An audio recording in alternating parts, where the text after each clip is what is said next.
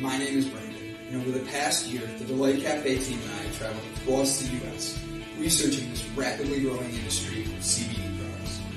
What we have found throughout the industry were products that were inconsistent in dosage and used ingredients that weren't even lab tested. Products with chalky textures, bitter aftertaste, and worst of all, confusion among the CBD consumers. That's why we created Delight Cafe. A 15 milligram lab-tested, all-natural, water-soluble hemp CBD powder pack. It's odorless, colorless, and tasteless. Add it to your favorite drink of choice, wherever, whenever, on the go. Quickly find your calm, your balance, and your delight when you need it most.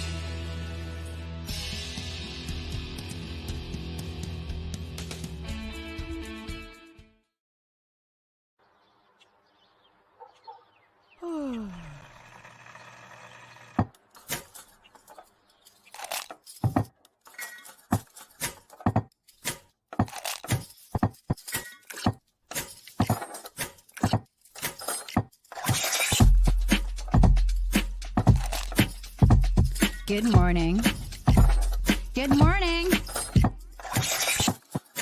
Java Delight will uplift you. Stay tuned. The show is about to begin.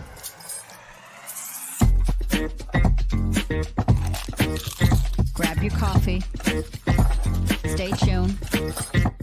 This show is about to begin.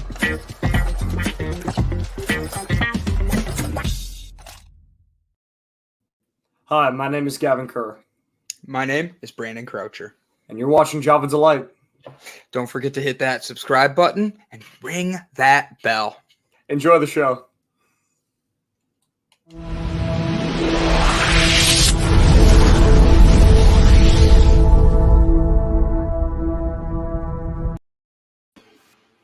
Good morning, ladies and gentlemen. How are we doing today? My name is Gavin Kerr, and I'm joined with Brandon Croucher. How you doing, Brandon?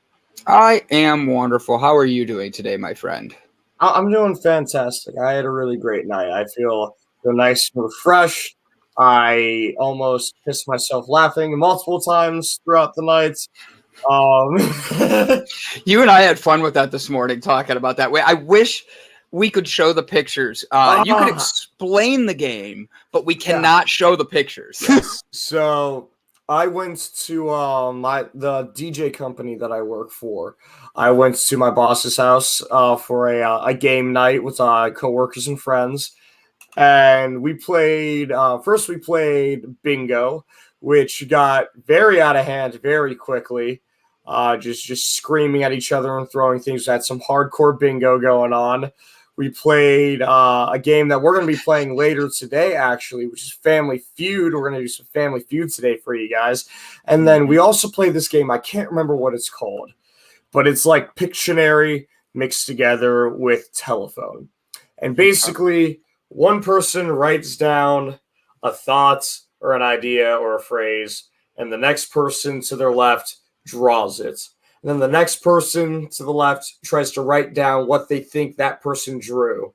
And it just keeps going around in a circle. And it changed, pardon me. And the message and the picture change over time.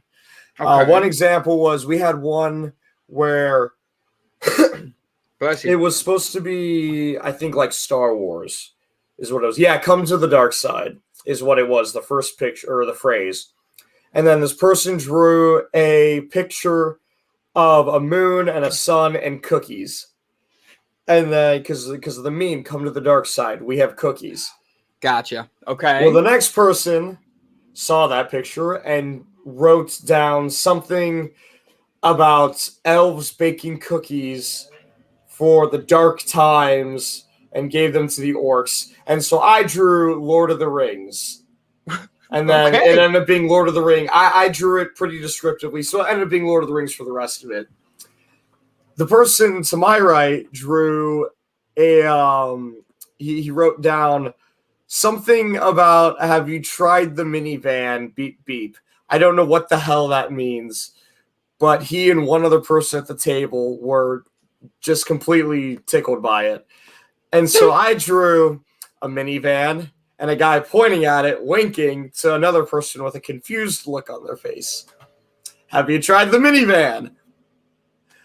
And that ended up going around the table to vehicular fornication is what it ended up being drawn out as, with a gentleman just really enjoying the tailpipe of this minivan. Oh my gosh. Oh my gosh. Yes, like I said, we can't show the drawings of these.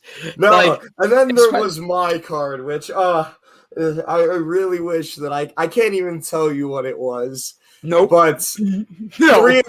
three of us were in tears laughing at the horrendous, blasphemous, just offensive in every way sin that I wrote on this card that I had to watch my boss draw. I mean, at that moment, he's not your boss. He's an acquaintance at that moment. He's a friend. Yeah. But it's still awkward for what you picked. Like, guys, the entire time he was saying, I hate you. I hate you so much. Oh, yeah. Like, you're a horrible person. You're going to hell in every level. Oh, that's funny. I mean, what you wrote, I don't even know how to like, I've had some weird ones that have been difficult to draw, but like what you picked was absolutely hysterically hard to draw. I would not have been able to do it. Like here, I'll give one part. Blind children. Like, I don't know how you draw blind children. Like, I'm sitting there and he's like, you have to have blind children in certain parts. And like, he does this and I'm picturing in my head how I would draw it. And then he starts showing me everybody's drawings. Oh my gosh. I was laughing and I wasn't even there. I was not even there. Oh, that was too funny. Oh my God. That was so good. I haven't laughed that much since I was 8 years old. I was on the ground. I was on the ground just rolling around, holding my stomach, and it was my throat hurt and my cheeks. Like, even now, like I feel like I worked out my face. Like I did like a P90X with my face muscles. They're just so sore from all the smiling I did last night. I have to be honest, that is probably the best way I've heard that in ever. My face is sore. I haven't worked my face out like that. Like, oh my gosh. That's funny. So guys, it is Java Delight. You have Gavin Kerr here, the wonderful, handsome, beautiful DJ Kerr, DJ Gavin, aka Marky Mark's twin. Do you know who Marky Mark is? I do know who Marky Mark is, which is why I'm confused that you said twin. I don't think I look like Marky Mark, do I? You don't, but he's known for being like attractive and nice. So I just was trying to compliment you. But guys, we are at 240. Not you're welcome, buddy. You're a great guy. You're a catch. You are a catch. And that's the thing. It goes along with what we're talking about today. Our guest today is Mr. Tim Keller, and he has Tim Kellis on today, which apparently Jessica Dugas is super excited about. She literally just sent me a text going, oh my God, you have Tim Kellis on today. He's awesome. Interviewed him a couple months ago. His will air later this season on mine. So Jessica Dugas getting her breakthrough moment in here as well, guys. She's still sick. COVID hit her family really hard. They've been going through it. So good vibes to her, positive energy to her. But he's coming on, and his whole thing is about relationships. He wrote a book. It's called Equality, and it focuses on helping people get through a breakup. His groundbreaking book as a Wall Street analyst and author, he takes a journey through a time to not only help rediscover yourself, but to understand how to build and keep lifelong, happy, healthy, harmonious, loving, affectionate, intimate marriage. Whew, that was a sentence. Let me tell you. I feel like I should have put a beat to that. When I read it later, you're gonna do that. Just give me a beat. Just so that Gavin drop the beat, y'all, and I'll turn it into a rap. There's gonna be a lag. I'll make it work. I'm a professional rapper. Eminem used to take tips from me before he made 8 Mile. Oh, really? No, not a chance. Yeah, what's his rap name? Skittles? Actually, yes. That was a joke, but it's funny. That's the one you pick because he was Eminem. So we always joked, oh, what would you be? Skittles? And I was like, Reese's Peanut Butter Cup. Oh, I remember those Reese's Pieces.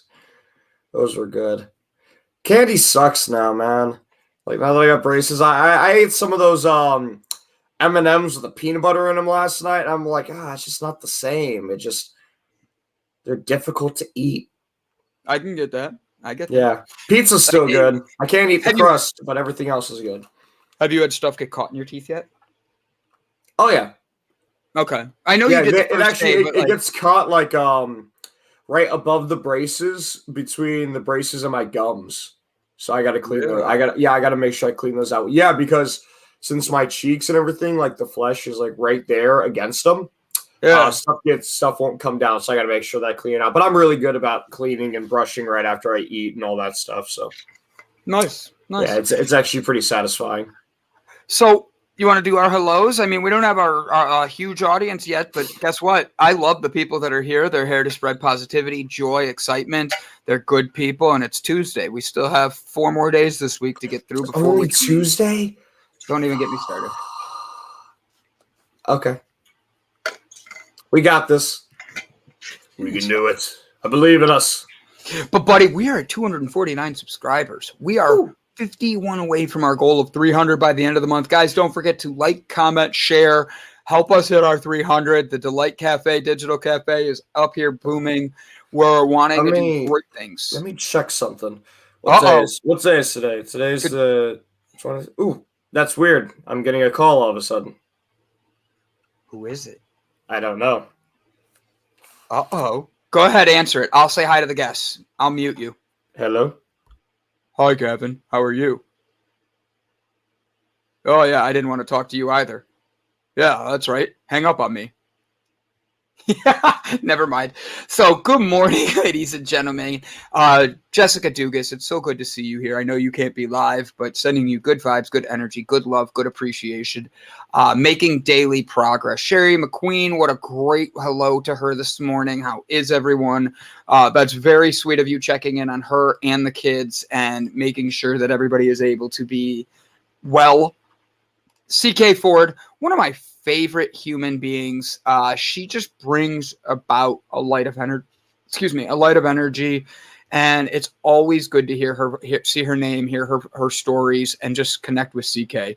That look Gavin's giving me is interesting. We'll have him back in a second. Brian Tracy, it's good to see you, my friend. I'm not sure where you're at this morning, but I hope you're doing well and safe travels. And then the rest of them are just Gavin and I. It's the girl from the Philippines calling, Gavin. Oh, no, it's not. But that's funny you brought her up. I like that. I like to know that people remember things. It was Stacy calling about my car insurance payment. Every damn time they call me, I don't know why. They call me to talk about how they can have my car insurance lowered by hundreds of dollars, and I tell them, oh, my insurance is like $80 or $60 a month because I drive a piece of shit. And it costs nothing to fix. In all honesty, the shoes that I'm wearing probably cost more than the car. And I tell them that, and this is what I would say, because I'm on the show right now, so I'm not going to run them through a loop. But usually when I have some spare time, I dick them around for a minute. I'm all like, oh, well, I don't really pay a whole lot of anything. So if you're going to save me hundreds of dollars when I don't even pay $100, wouldn't that mean you owe me money? And they go, well, that's something we can talk about with your insurance agent. I'm like, oh, yeah, that's all right. Have a great day. Talk to the insurance agent, because the insurance agent that I already have and deal with, you want me to call so you could get me a savings and not answer my question? If you're going to save me hundreds and I'm barely spending hundreds a year, like, you know, I can just give you my address. You can just send me checks in the mail. That's fine, too. We can work that out. So CK Ford said she'd take Jake from State Farm. He is hot. So here's my question. Which Jake? There's two of them. There's two Jakes. So you have the original Jake, which was the like white dude with the fro. And he's sitting there and he goes, what are you wearing, Jake? Khakis. And then they switched it to the more modern guy who he is attractive. He's in shape. He's not overweight in any way. He's African-American. And we all know African Americans are absolutely the sexiest race right now in every way. And I mean that because he really epitomizes that. Like he is attractive. Isn't Elon Musk African American, technically?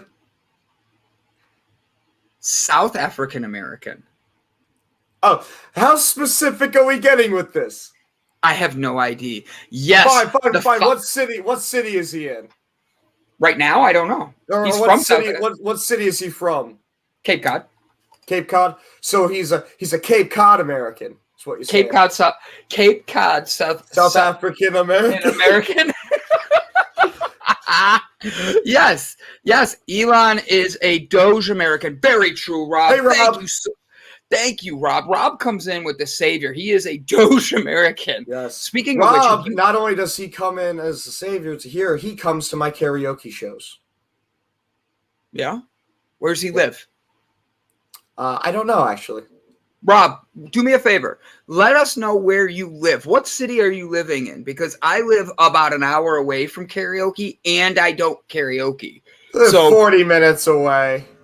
40 minutes to get to the highway. Jessica Dugas says he's from Cape Town.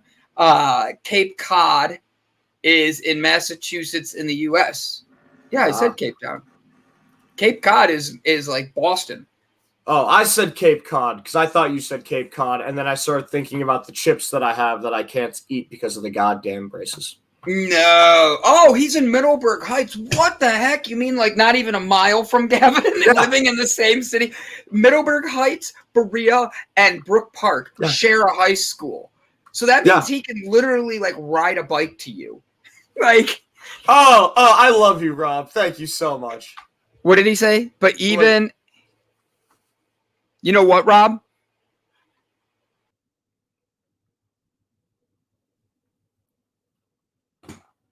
Thank you, Rob. Rob and his family come.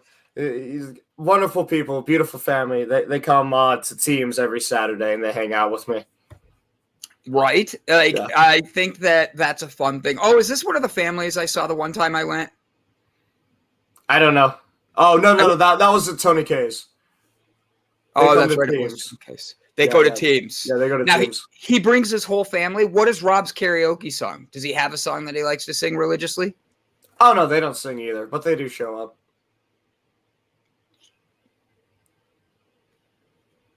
So, moving on that one. Like, I don't know where to go with that. Like you left me hanging there on that one. I'm like, wait.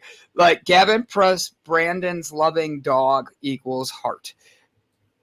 That's Mike. He knows I'm putting my dog down today. It's been the 10 days. So it's after the show. I gave her breakfast this morning, and instead of dog food, since I know it's her last meal, I cooked her up a steak and chopped it all up really small. And I was making the joke to my mom. I'm like, well, do I have to put the medicine in her food today? Because technically she's not going to need it after this.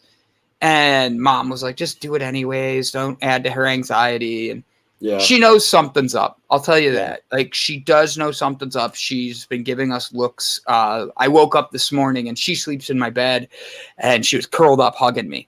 And so it's one of these things where doing the right thing and knowing it is great. But doing the right thing and not feeling the anxiety of it, the emotion behind it, especially after all the hard work, it's like a marriage, like for real. Like your pet is a representation of you, and she's come such a long way. She's come, they know. The dogs. Yeah, dogs are smart. Like, I'll tell you what. He likes to think he's dumb. He likes to act like he's dumb. But I know Dakota speaks English. I know he understands it. When I look at him and I say an actual sentence to him, I know he knows what I mean because he looks at me and I can see it in his damn eyes. I can see it and he's comprehending it. So, are you karaokeing tonight? Before I forget, because Mike's trying to convince me that tonight I should head out to his house, and he lives right in Middleburg Heights as well. So tonight I'm actually doing trivia in Twinsburg at the basement. I'm doing in Twinsburg? Yes. That's a drive for you, buddy. No, it's like 30 minutes. 480. Got it. Yeah. Got it. I know which way you're headed. I was like, what? No, you got to go. Oh, nope. That's me. Yep. Tonight and tomorrow I'm doing trivia nights. I picked up a couple nights, and then Thursday, Friday, Saturday is when I do karaoke. Gotcha. But no, today's just going to be one of those days, and I've already had the emotionalness behind it. That doesn't mean there won't be tears. It's just difficult, and knowing that I'm doing the right thing for the dog, as bad as it sounds, like even the person that she bit doesn't really want her to be put down, but it's the fact that the way she did it, it's unsafe, and sometimes it's like cutting yourself loose, like cutting off your unneeded stuff. And I love this dog, and I know this is the right thing. Just a long day. I have a snake that's great with cuddles.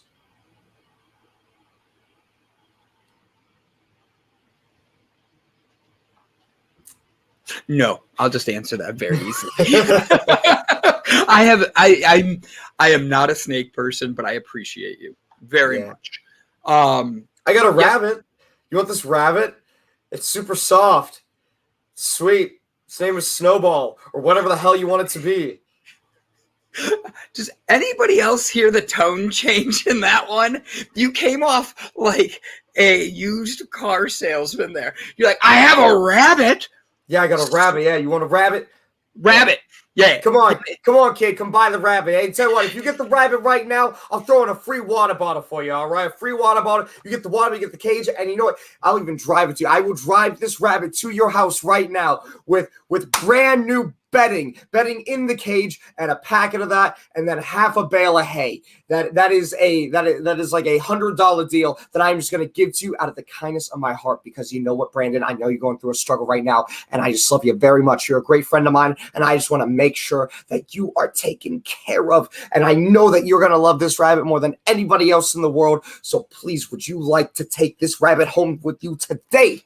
On second thought, that invitation was not for Gavin. Jessica Dugas.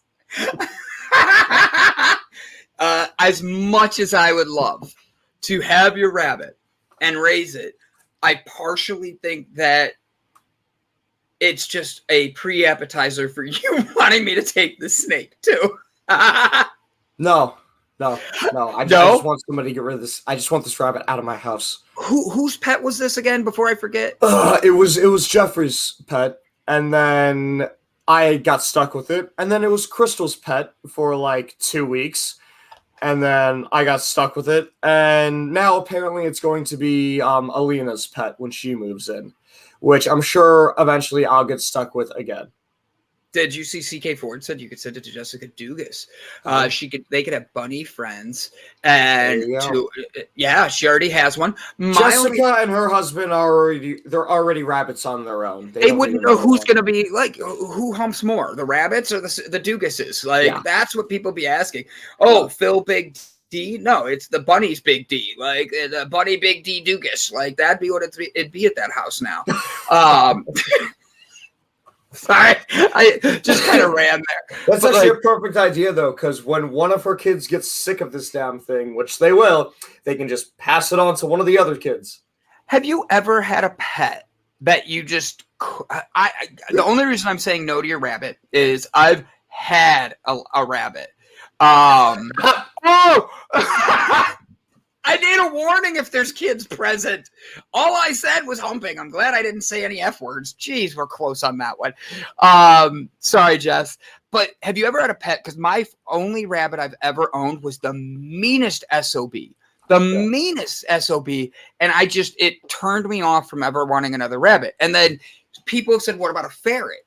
I know multiple people that have had ferrets. All of them were not able to keep the ferret its whole life. They had to get rid of it because the thing just destroyed things. It bit people. It was bad. These are two pets that I just have avoided. Snakes, obviously. I'm just not a snake person. Yeah. Tarantula wouldn't do. What is a pet you you just would not want? Do you have any of this? Probably this bloody rabbit. No, for the longest time, I had a very, very, very big phobia of rats. And I had a pet rat. I love rats. Yeah. I've gotten over it over the years. Like I've like really like sat myself down and worked on it, and I've gotten over it. Honestly, I'm not crazy about the cats. I'm sorry, I read this comment that just came in so wrong. It caught me off guard. Go ahead. Yeah, I'm not crazy about the cats. I love cats. I've never been a cat person. I've tried to be a cat person. I've tried hard too. Like other people's cats, my own cats. Like I just really don't enjoy this animal. You know, it scratches, it tears things up, it pricks me with its damn claws. I don't believe in declawing. I think that's messed up. You shouldn't do that. And then the meowing, I don't like, especially if they spray. That's another issue. Like, and then they also the whole having to earn your love thing irritates me with pets. The earning your trust thing, I understand. That I can respect with an animal, but the earning your love thing pisses me off because I feed you, I water you, I give you shelter, I own you. Like, you need to have Stockholm syndrome. Be a dog. All right. Yeah. There you go. I want to get a cat. Now we're talking. So Sherry McQueen says she'll take a cat. Jessica Dugas says that if the rabbit was mean, did you have it in a cage?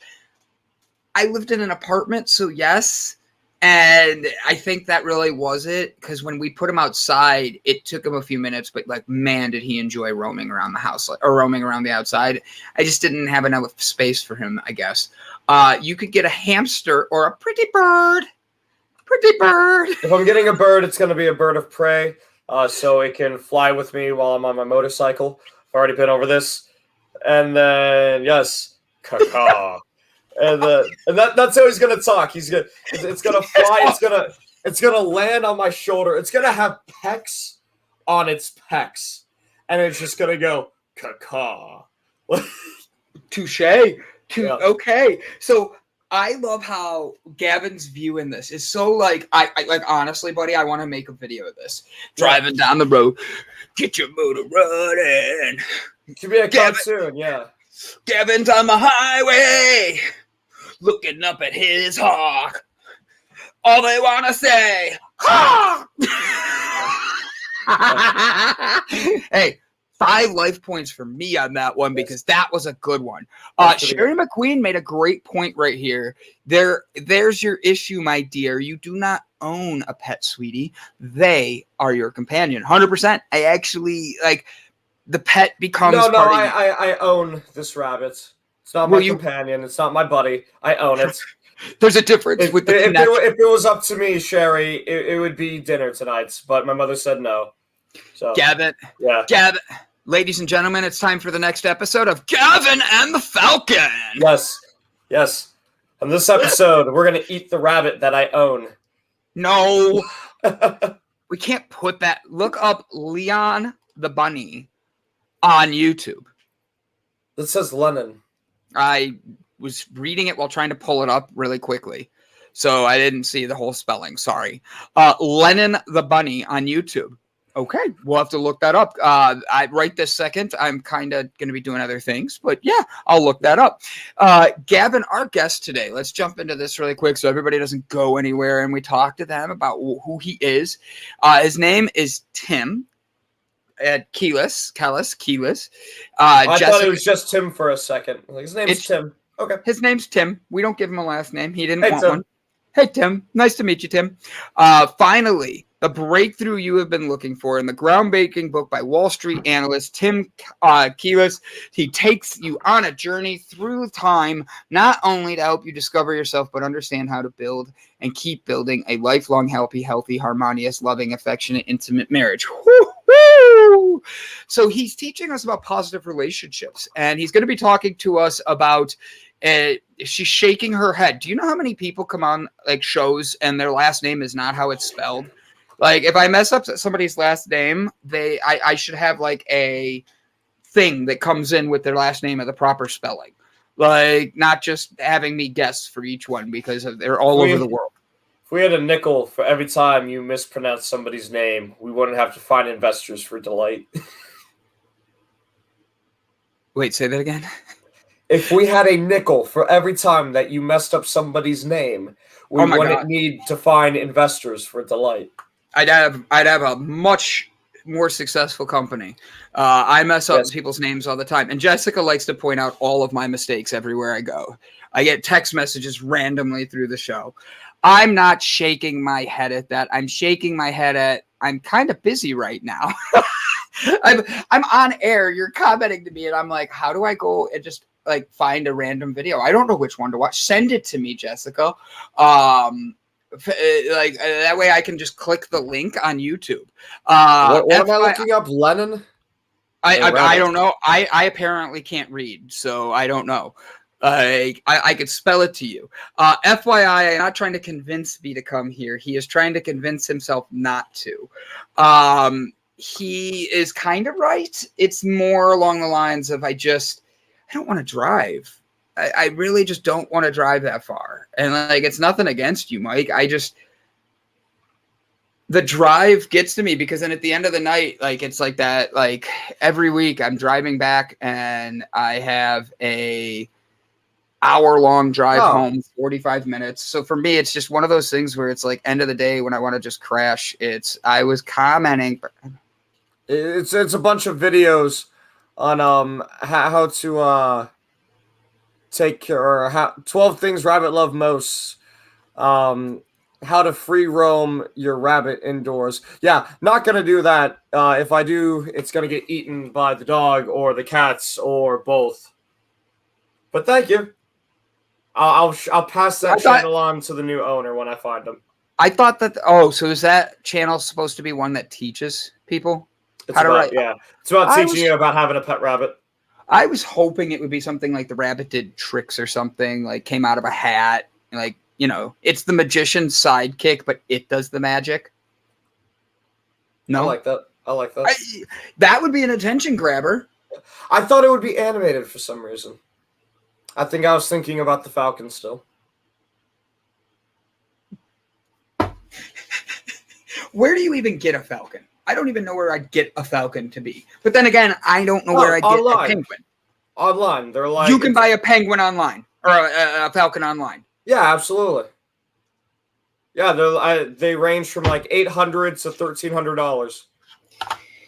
I believe you. I'm just looking this up. I want you to start talking about bad relationship breakups because that's what our guest is coming on to talk about today. And I am the king of those. I'm going to switch that really quick because bad relationships are one thing and you and I both know how to handle that. But like, have you ever been on a horrible date where all you want to do is run away and not pay? I've had that a couple of times. I paid. I had one date that was very uncomfortable. Where are you going, Jessica? Where are you going? This is your segment time. And I think I just lost Gavin. I think he froze. Oh, no, I'm here. Okay. She's leaving now because she's picking on me and I respond back and then like is like, nope, I'm gone. F Brandon. Right? Cool. You too, Jess. Have a great day. All Hi, right, Jess. so We love you. We do love you. But I had a date that we went to go see a movie. I was younger at the time, and she was definitely older at the time than me. We went to go see a movie. Halfway through, like probably like 20 minutes into the movie, we're like, this movie sucks. We ended up going back to her house. We started talking and hanging out, and then other things. And then after other things, she started to drink wine. A lot of wine.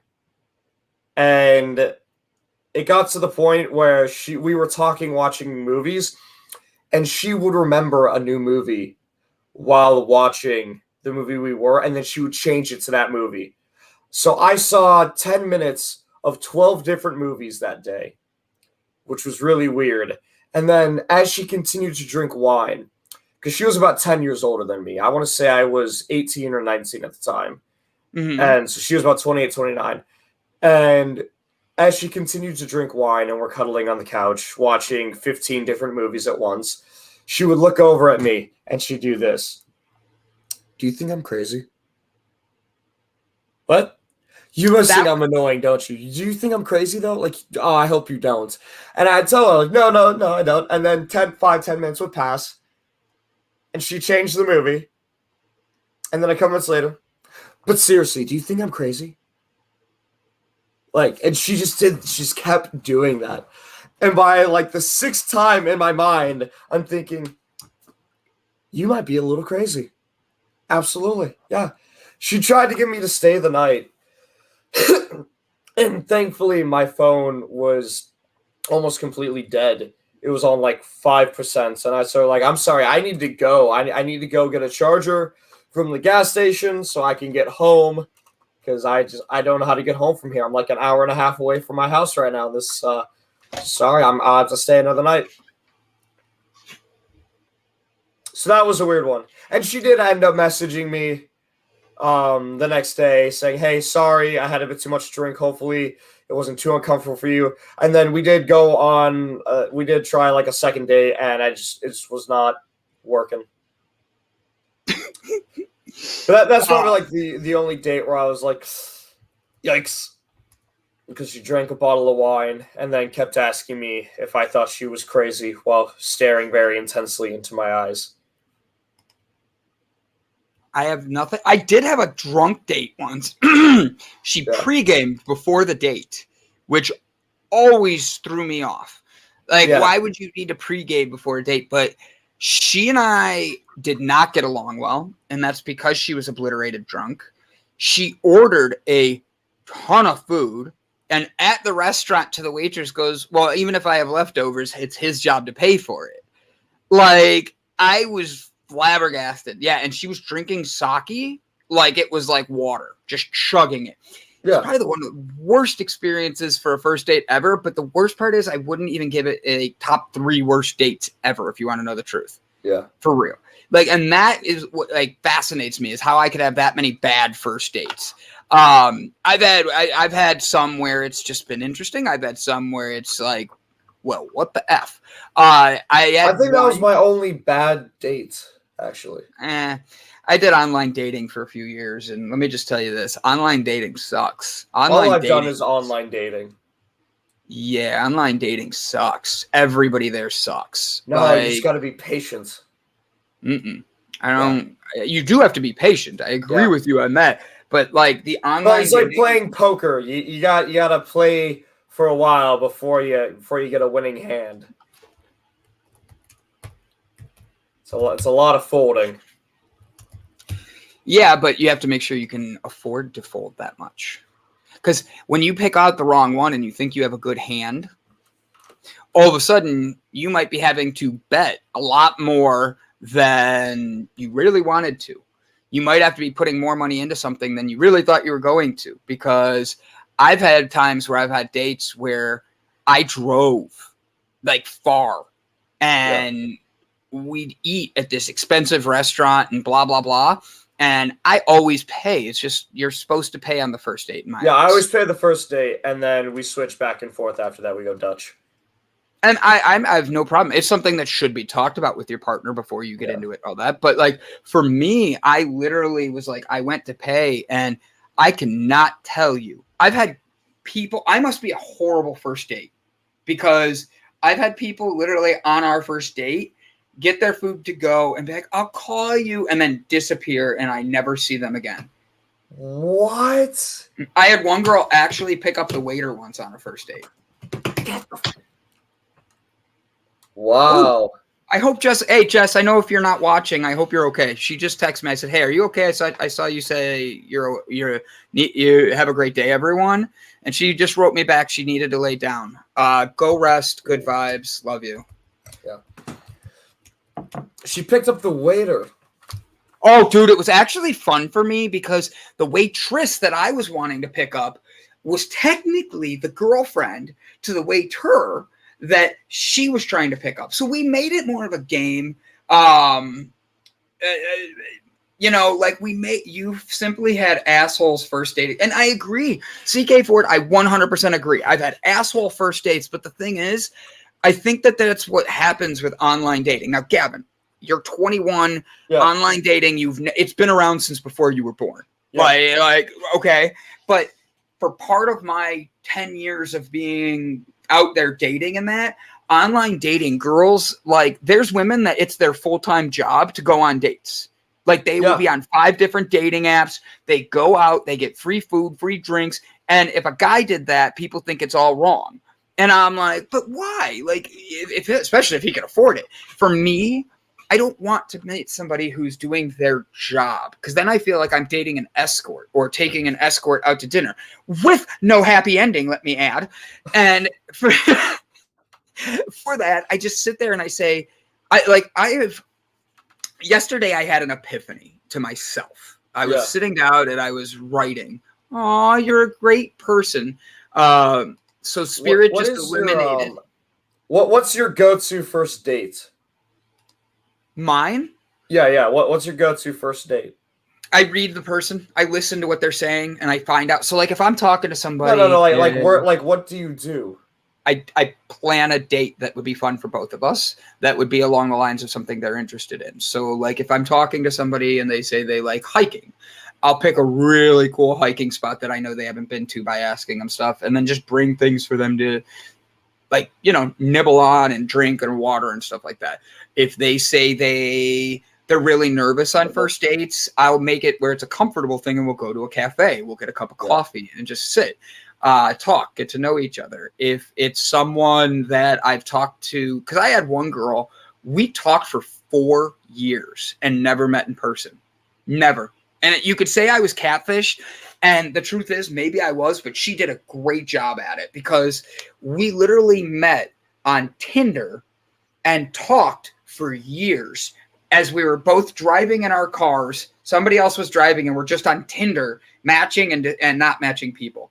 Never lived in the same state, never had any friends in common, but we matched on Tinder, and anytime one of us was single, we'd randomly text the other person, and if they responded, we would start talking again. If not, we moved on. That way they didn't, like, they found somebody.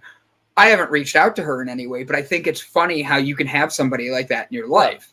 Like, I never even took her on a date, but for me and her, if I was to take her on a date, I would know that taking her to like an Indians game or a Browns game or an Ohio State game, because she's a huge college football fan, I would take her there. For a first date, if I was to take Gavin on a first date, knowing who you are and all that, I would take you probably somewhere to do something fun that's a little different, such as, I hate to say it, but you've mentioned music and all that, and if I didn't know you already did karaoke, I would take you probably karaokeing. I would take you to a place where I could hear you sing and compliment you. If you didn't know that I did karaoke, or if anybody didn't know that I did karaoke as a job and asked me to go on a karaoke date, I would say yes just to entertain them. And then at the end of the night, I would tell them, oh yeah, I do this like 10 times a week.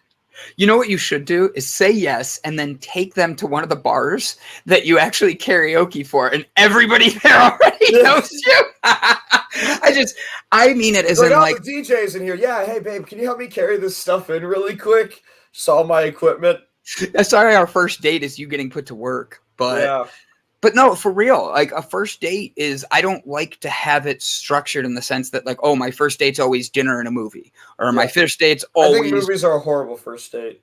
Movies are horrible. Yeah, unless you're like in middle school or high school and you're just starting to date, I think it's all right then, because you're still awkward. You don't really have the communication skills yet. I think it's a fine first date. But once you start actually dating and really become an adult and have that confidence, stay away from movies for a first date. Do something where you can look at each other, where you can talk to each other, where you can interact with one another.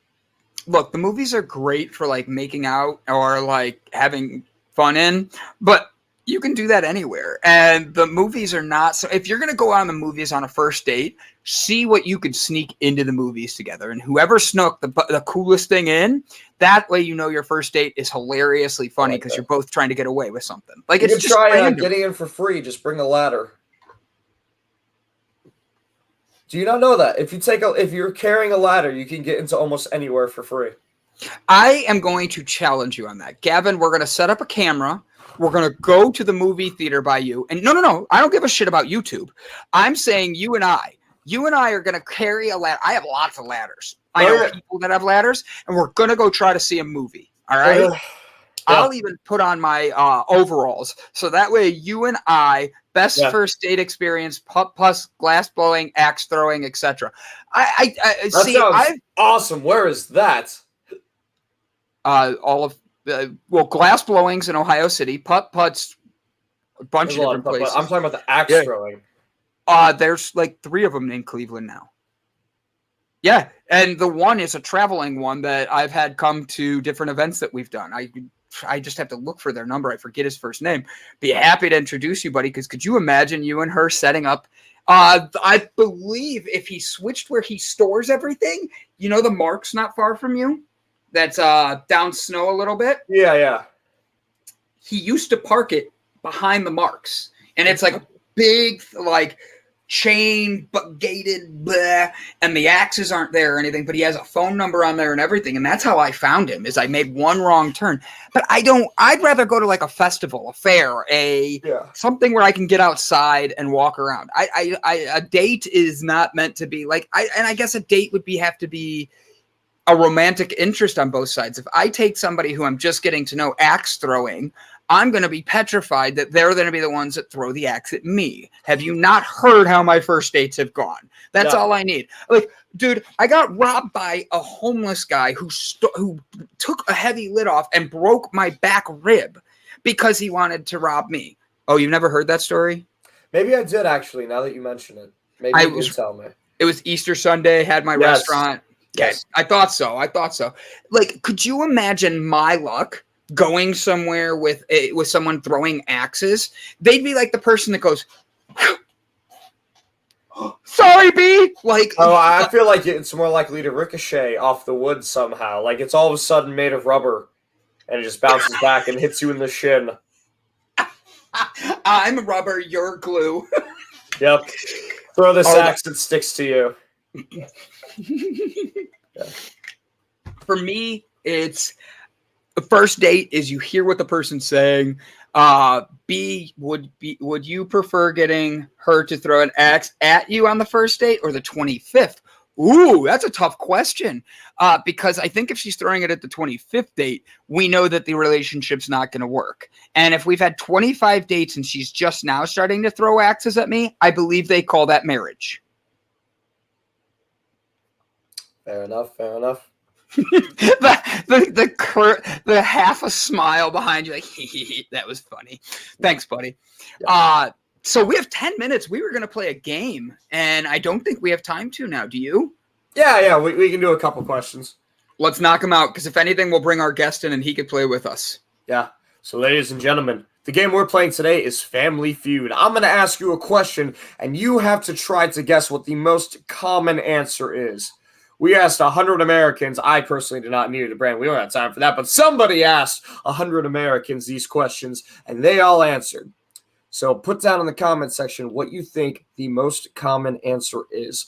We're not going to keep points for this one because there are no prizes, and also that's a lot of math. Are you ready? Yes. Name a house you never want to be in. Name a house you never want to be in. Name a house you never want to be in. 1, 2, 3, 4, 5, 6, 7. There are 8 answers to this. What is the most common one? A courthouse, a haunted house, Dracula's house, the White House. Did somebody put the White House? Yes. That's funny. Oh, you did. The doghouse or outhouse. Ooh, those are good ones. All right. I'm going to give everybody 10 more seconds. 9, 8, 7, 6, 5, 4, 3, 2, 1. The number one answer is haunted house. Oh, Sherry McQueen. Followed by jail/big house, dog house, drug house, small house. What the hell is a small house? Is that like literal or is that slang? I have no idea. Glass house, cat's house, and outhouse. Question number 2. Name something associated with vampires. Dracula's house. I couldn't think of the girl. All right, so name something associated with vampires. Associated with vampires, yes. Yes, we asked 100 Americans, and these were their most popular answers. All right, do I read them? Yeah, you can read off. You can read off people's answers, and I'll read off the most common answers. All right, you ready? Yes. Everybody got. Give them another minute. So, what is something? The first thing you think of when you think of vampires? Do you think of the fangs? Steaks. Good answer. Good answer, Stuart. Fangs right off the bat. Jaybird. A crucifix. Crucifix is what it's supposed to be. Okay, I did. Like I said, I misread everything. Yeah, and unless he's talking about a spoof spinoff of a vampire situation. Dogma. And then Twilight. That's the first thing I think of when I think of a vampire. Nice. Are we ready? I think so. I'm gonna start at the bottom this time, and then make my way up to the top for the most popular. So at the very bottom we have Halloween, then Fangs, Dracula, Cape, Bat, Garlic, Blood/Bloodsucker, and the number one answer was Twilight. Nuh-uh. Yeah. Yep. 33 people said Twilight. Ladies and gentlemen, Sherry McQueen and I are tied for number one in this game. I seriously don't know the answers either. Oh, a coffin, holy water, bats. I could see Jaybird. We go to play it in a tournament somewhere, like a Family Feud tournament, and he's like, "What are things that you name something that you associate with Dracula?" Bats, coffin, holy water, bats. Steve Harvey does that face where his bottom lip just like slightly lowers more than it should, and he kind of stares at the audience while his torso, neck, and head move as one solid object. He just stares confused. You know that look he does? Yeah. Twilight, God, our country needs help. All right, next question. I'm ready.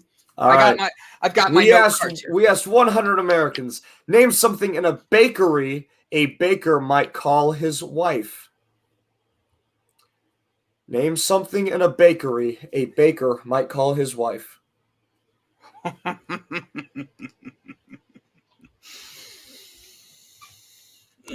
I agree, Stuart. It shows the demographic they asked on that one. A baker calls his wife.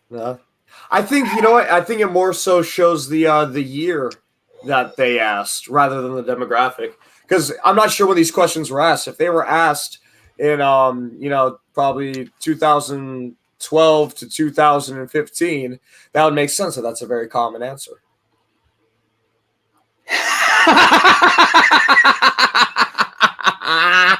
Oh, look at CK and I. Uh-oh. What are our answers? All right, you ready? Sherry McQueen, sugar. Next one. Jaybird, sugar/pudding cake. I'm going to give him pudding cake. I say cupcake. Herzog says sticky buns. CK Ford, I will give her this if cupcake's the number one answer. She can have the points on this one. What is something a baker calls his wife? At the very bottom, we have doughy.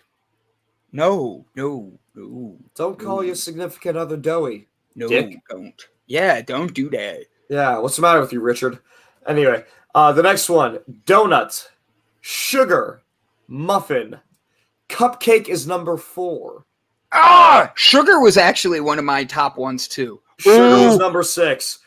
Sweetie/sweets is number 3. No. I say no because sweetie/sweet. Number 2 is his oven. No. There's no way that is the number 2 answer. 9 people said it. 9 people said sweet/sweetie, and 9 people said his oven. Who in the hell is calling their wife his oven? Who in the hell is calling their wife Stay Puff? The worst part is you said, what's the first thing you think of? And that was the first one. I just didn't write it. The number one is honey/buns.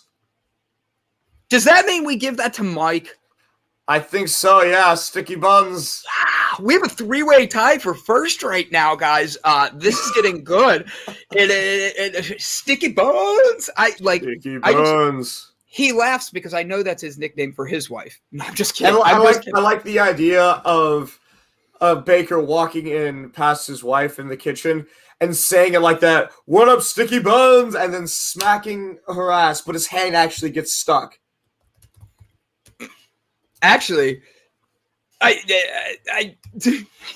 I'm picturing it in my head. Have you seen Superhero Movie? Is it a cartoon? Spoof. No, it's a spoof featuring or starring Drake Bell. And there's a scene where it's basically making fun of all the superhero movies, and he's playing a rendition of what's his name? Not Andrew Garfield. Tobey Maguire's Spider-Man from the original Spider-Man movie. Yeah. And there is a scene where his hands are sticking to everything, and he accidentally starts ripping people's clothes off. Yeah. That's funny. And that's what I thought of when I heard sticky buns. That is funny. All right. Last one, because we have a three-way tie. All right. We asked 100 Americans, name something in a person's closet that only comes out on special occasions. Name something in a person's closet that only comes out on special occasions. What do we got, people? I don't know the answer. There's only 5 answers for this one. Holy shit, that last one is dark.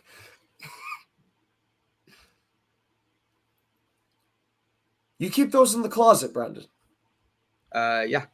Huh, I have a drawer for mine. Everybody goes...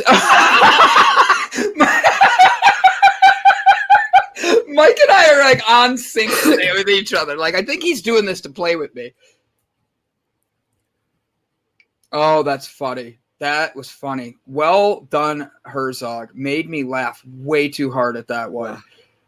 Oh my gosh. He has a swing and an aisle with fertilizer, or lye and fertilizer. He just has a whole fair.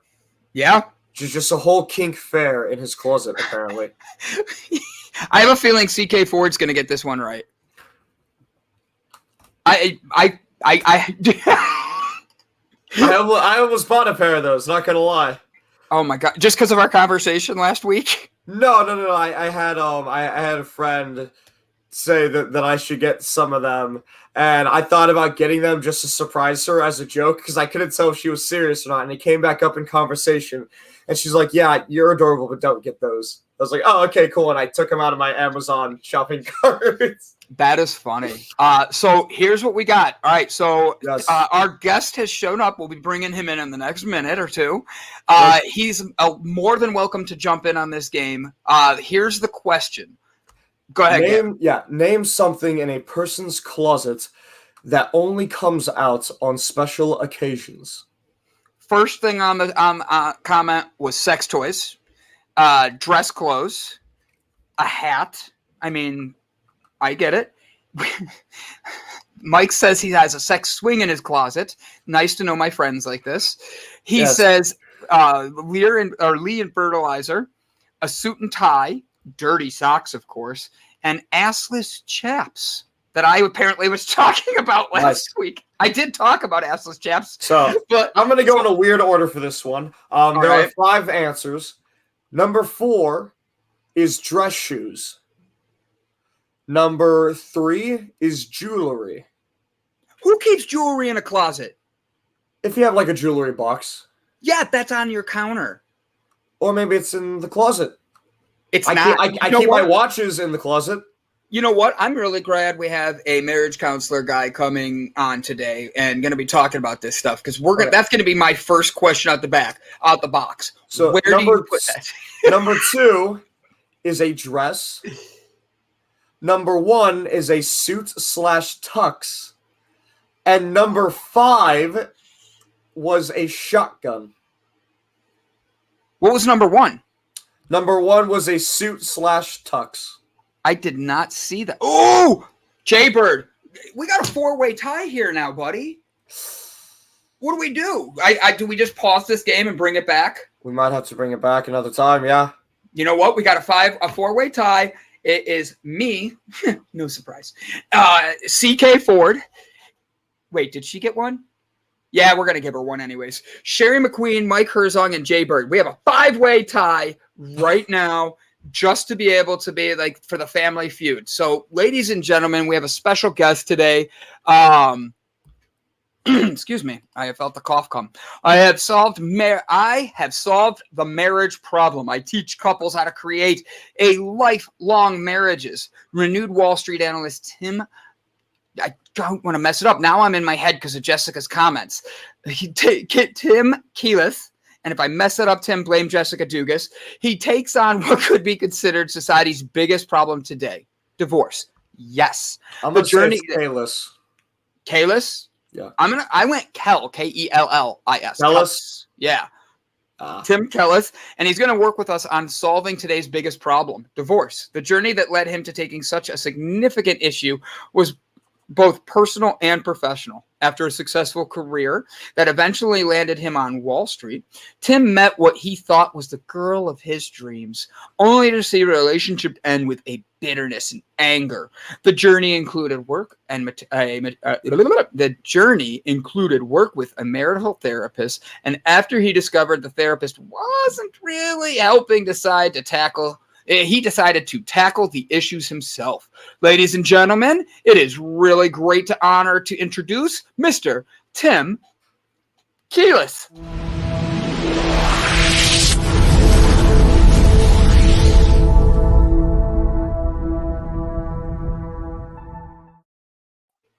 Good morning, Tim. How are you? Very good, Brandon, and it's Kellis. You guys are hilarious. I was trying. I was so I said it wrong earlier, and you were interviewed by the Breakthrough Show recently, and Jessica Dugas jumps in here every now and then too. She was like, "Oh, you're gonna love him," and then she gave me the phonetic way of saying your name, and I still said it wrong because she got in my head reading it while live on air. I'm like, ah! So I have to ask, first question, you heard it out the box. Where does a jewelry box go? Well, I saw the comment that wealthy people put in their closets, but that's probably true. I'm not wealthy, so my jewelry box goes in the bathroom. That's where mine is. For real, all of the jewelry. I don't wear much jewelry. It's usually pierced on me, what I wear. Nope. Exactly. And for me, it was I thought of a drawer. And then I'm thinking of relationships. I've been married. I've been divorced. Hell, I've been engaged and broken up with that. So I've seen jewelry boxes in multiple locations. I have never seen a jewelry box be in a closet. So this one threw me off on that one. Having that be the number 2 answer was just shocking to me. Well, it's better than assless chaps, I'll tell you that. You know what? That's probably true. But I bet they're both in the same closet. Yeah. I don't have assless chaps, so I know where they go. Well, fine. You hang them up right between the overalls and your tuxedo. I was going to say tuxedo. That was my number 1 response. Yes. I honestly, tuxedo was where I was going. I was picturing my suits, my everything. So, Tim, let's get on to your book and not focusing on our struggles of marriage and Family Feud. So talk to us about your book, Equality. It is the quest for a happy marriage, being someone who is divorced. The divorce rate is the highest it's been in history that they're able to know. Your average marriage nowadays is 50% of all marriages end in divorce, and it's on the rise. So how do we change this, Tim? Teach me how to fall in love with somebody and have them actually want to be with me. Well, and that's a great question. Here's the way I start off the conversation, and the simplicity of what I'm about to say is the point of what I'm saying. The reason why relationships are successful is because couples get along. The reason why relationships are unsuccessful is because couples don't get along. It's really that simple. But that simple statement is the foundation for what I teach, is conflict resolution. Once you figure out how to resolve conflicts, it turns out the falling in love part's the easy part. The hard part is becoming friends with each other. That's what you need to learn how to become, is friends with each other. Mm-hmm. And when you get along, it's just like, the three of us, we're three guys, if we were buds, it sounds like you two are funny. You guys give each other trouble, but you get along. I mean, if you've got a conflict, you understand each other's perspective, that kind of stuff. Exactly. Exactly. Well, but there's no emotional content here in our relationship like there is in a loving relationship.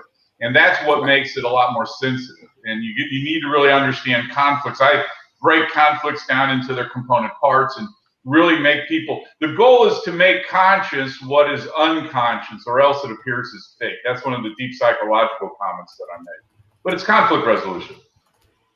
So with that being said, I honestly have to say, I'm an individual who I hate conflict, yet it seems to be very much prevalent today. It's everywhere, whether you're in a marriage or relationship or just a Yankees-Boston game like yesterday, the brawl that broke out. For me, I sit here and I say, conflict management is something that more and more people need to do. And you went to marriage counseling and all that. Do you feel that the marriage counselor helped in any way? No, why not? Oh, I'm going to run with this one. Now I'm on your side. Let's go. I'm going to be with you. Here we go. I'll keep the answer short, but it's, I could talk about that topic forever. The foundation of the psychology industry today is called the biology theory, which is that we are animals, that we're not capable of thinking, that we only feel. And so when you go to therapy, the foundation of therapy is the how does it make you feel question.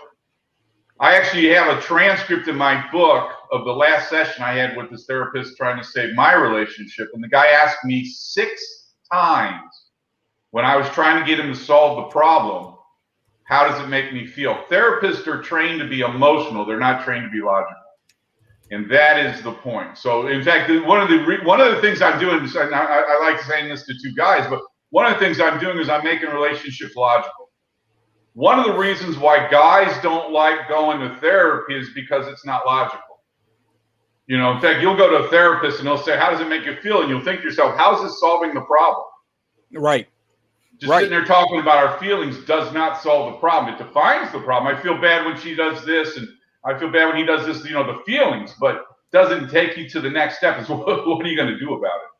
So therapists are not trained to be logical. Yes. The first step, though, is acknowledging what the issue is, then? Oh, of course. Yeah.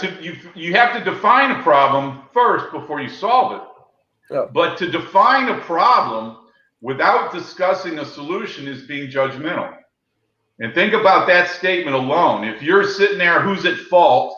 You're defining a problem. Remember, because all we're doing, Grant, when you say you don't like conflicts, if we were to discuss it, I would say you would probably say you don't like arguments. If you and I have a disagreement, again, it's logical. I've got my side, you got your side. You and I are going to start a business. I'm the accountant, and you want to buy a $5,000 computer. We can't afford it. So now we have a conflict.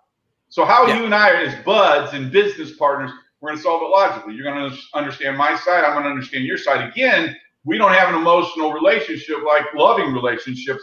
And that's why it's more sensitive and more emotional. That's why it turns into an argument in an emotional, loving relationship if you don't understand.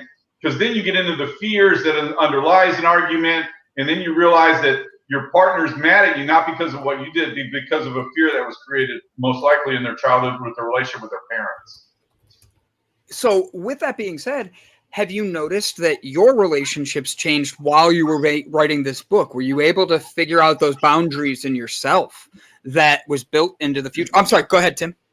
No. I was just going to say the work on researching and writing the book, which it took me nearly 2 years to do. Now, again, I'm a Wall Street analyst. It was a relationship of mine, as you said in the intro, excuse me, that didn't work out. But when we went to the therapist and that wasn't helping, that's when I decided to take on the subject myself. But the pain, so Brandon, you said you're divorced. One of the things that I like to joke about, and it's not a funny subject, but there's never been anybody who's ever said, boy, I enjoyed the divorce process. People will say they enjoyed getting divorced or they were happy that they got divorced, but nobody's ever said, wasn't that fun? That is a extremely painful experience to go through, and anything I can do to keep people from having to do that. So what I do is, for the first time, I address marriages mentally. No one's done that before. Everybody addresses it with behavioral advice, like the 5 love languages. And so what I'm doing is I'm addressing relationships mentally, and then also psychologically. The only reason why I can comfortably and confidently tell anybody that I had solved the marriage problem is because I forgave my parents when I was 25 years old. It turns out the biggest influence on a marriage is the relationship with the parents. That's where the belief systems come from. Mm-hmm. And when you look at the problems in marriages, most of them come from what was taught from your childhood. Would you your say parents got divorced, for example? Your parents got divorced. You have a fear now of your marriage ending, and unfortunately, whatever you're afraid of happening in your marriage actually happens. So wouldn't you say that, from statistics, it shows that if you get divorced or if your parents are divorced, you actually have a higher statistic rate? Is that more mentally people telling themselves that because of their parents being divorced? Of course. So with that being said, my parents are still together. They love each other. And they really do. They do love each other. They just fight like all the time. Just like any couple married 45 years. It's the emotions, the life experiences, they add up over time. But how come some marriages, are people today being lazy and they're not being into the marriage as much as they used to be because it's more readily available to find new people, like dating apps? Well, the reality is Martin Luther King was once asked what he thought was the problem with marriage. And his humble response was, "Oh, I don't know. I think they don't know each other very well and are afraid." And that summarizes the problems in marriages. We have become so afraid of marriages because we're in our 2nd and 3rd generation of divorce that there are people that don't get married. In fact, this girl that I fell in love with, we were living in Dallas. I lived in Dallas for a long time, and I used to joke that there were what I call professional single people. You know, the pretty people. You know, they would never open up to other people. They would go and get physical for about 6 months, but once the relationship started getting close, they would break up. Love is vulnerability. Vulnerability is the fear of getting hurt. When you fall in love with somebody, you get over that wall of fear and you open up yourself. At the beginning, it's called in the psychology world the false facade. You're putting your best foot forward, but what couples need to learn is bring up those things about themselves that they're not so proud of to talk about, knowing that their partner's not going to judge them. And that's what we need to learn. But we are afraid of relationships today. One of the things that I do when I teach couples is I lower the anxiety in their marriage so that they're more comfortable knowing that they know now how to create a successful marriage. So with that being said, how do you start with that? How do you help people with this? Because I'm someone who, I am recently single. Gavin is too. Sorry, I pointed the wrong way. Gavin is too. And mine was we were both engaged to our significant others. And around the same time, we both kind of were like, all right, it's time to, we got to do something new for ourselves and build ourselves up. How do you start with a couple? Like a relationship that's been together and helping them build towards actually getting to that part where they're strong, equality? Well, the coolest thing that I do when I work with couples is I take them back to the beginning. The caveat of your question, Brandon, is that the two were actually in love at the beginning. If they were in love at the beginning, I actually explain psychologically what happens when two people come together and they meet and they fall in love. You meet your partner, your other half, you met your match, so to speak. And if people can go back to the way that they were at the beginning and then realize that they're going down the right path, not the wrong path. Again, it's unresolved conflicts.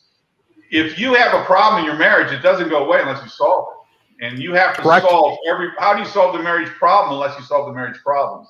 And if you and Gavin were to go back and look at the reason why you guys broke up with your fiancés, there were some fears that were there, afraid of what's going on there. No, she left me, yeah.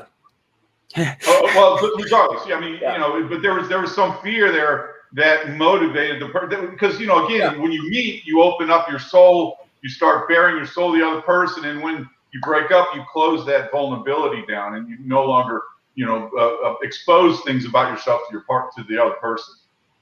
Very true. Jay Bird has a good comment here. He says dating is like an open house. You get all cleaned up with a fresh coat of paint.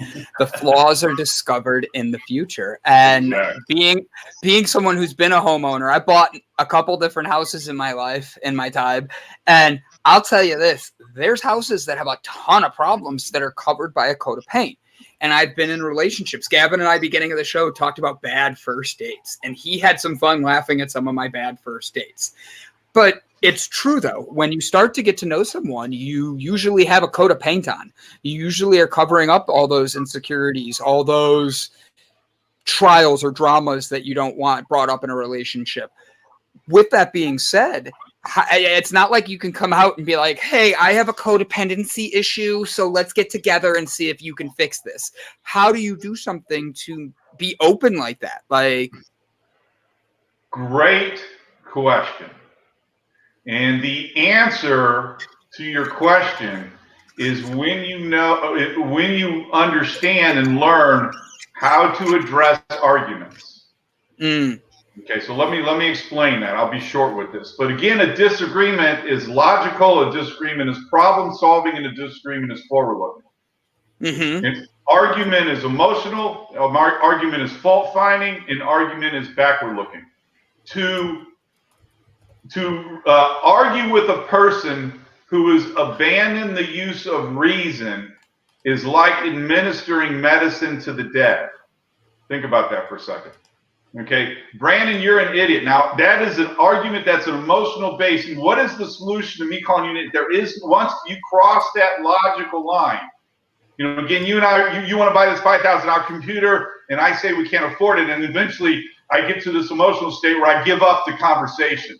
You're going through your side, I'm going through my side. Eventually, I'd say, screw it. It's because you're an idiot, right? You just won't listen to me. And that's an emotional comment.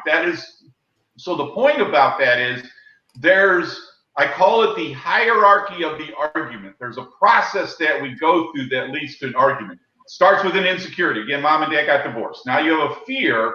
That fear then leads to a prejudice. In fact, this is the first time you guys have heard this because this is one of my discoveries, one of multiple discoveries that's going to be new for the psychology industry. But it turns out our mental problems are prejudices. Again, mom and dad got divorced. Now I have I call them relationship prejudice. Now I have a preconceived opinion about marriage based on what my parents taught me about their marriage. Yeah, my parents stayed married like yours, Brandon. My dad's unfortunately no longer here, but my parents stayed married, but they fought. My paradox was divorce was never an option in my mind.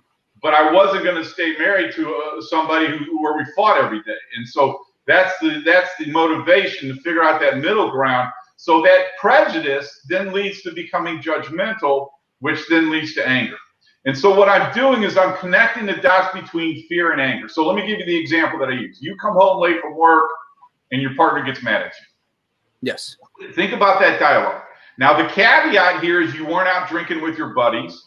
You actually, you weren't doing something you weren't supposed to be doing, because if you are, you don't have a clear conscience to do what I'm about to explain to you.